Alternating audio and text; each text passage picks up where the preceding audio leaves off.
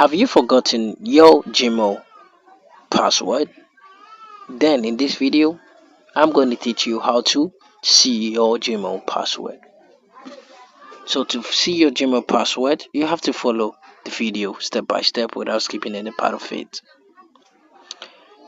Go to your phone menu, scroll down to the X section, and you're going to find your phone settings over here. Now tap on it. When you tap on it, scroll down and you are going to see Google down below. Now tap on it.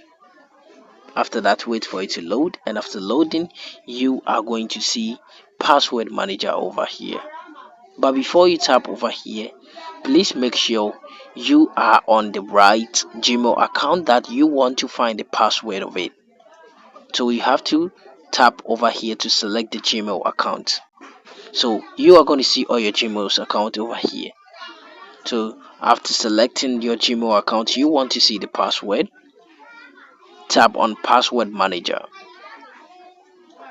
Now scroll down below and you're going to find google.com over here. Tap on it.